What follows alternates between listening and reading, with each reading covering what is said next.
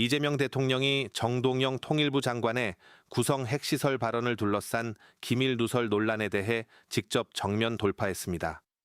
정 장관의 발언은 이미 전 세계에 알려진 명백한 팩트이며 이를 기밀 누설로 몰아쓰는 모든 주장과 행동은 잘못된 것이라고 강력히 경고했습니다. 이재명 대통령은 이번 사안의 본질을 공개된 정보의 정당한 활용으로 규정했습니다. 정 장관이 언급한 구성 핵시설의 존재는 이미 각종 학술 논문과 언론 보도를 통해 전 세계에 널리 알려진 사실이라는 점을 명백한 팩트로 못 박았습니다.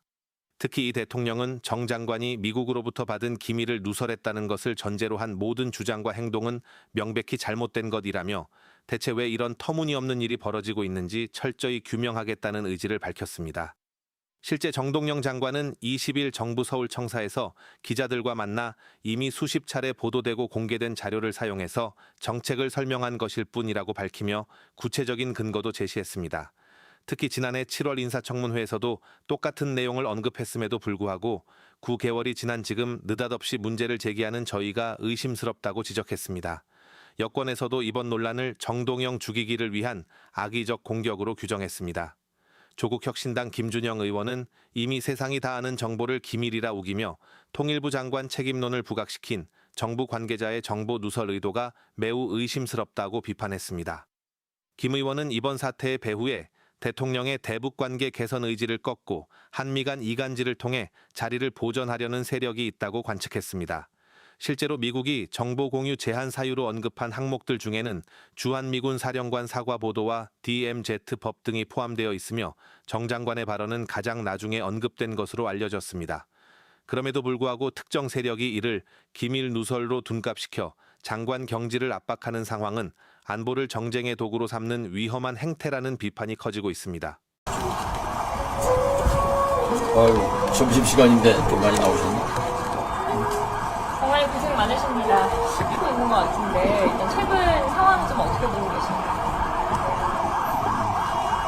모든 것을 국익을 중심으로 판단해 주셨으면 합니다.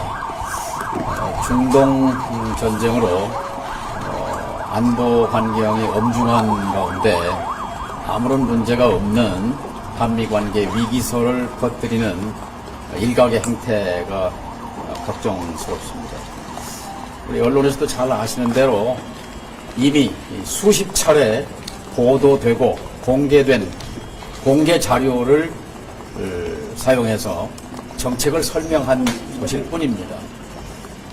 북핵 문제의 심각성을 설명하기 위해서 정책을 설명한 것인데 이것을 정보 유출로 모는 것은 대단히 유감스럽습니다.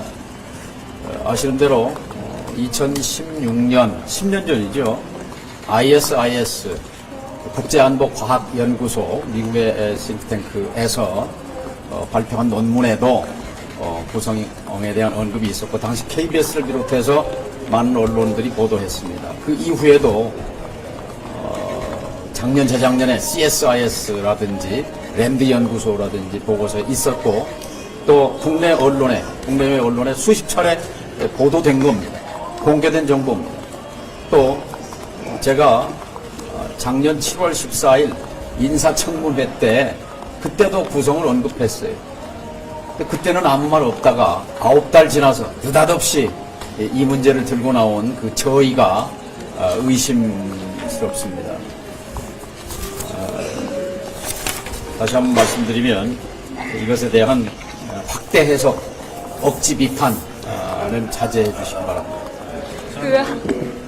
아니, 지금 일각에서 이제 책임론이나 이런 걸 말씀하신 거에 대한 얘기를 하셨는데, 사실 지금 이 논란이 처음 시작된 기사나 이런 것들은 대부분 다 정부랑 여권 관계자 보도가 거기는 어떻게 생각하십니까?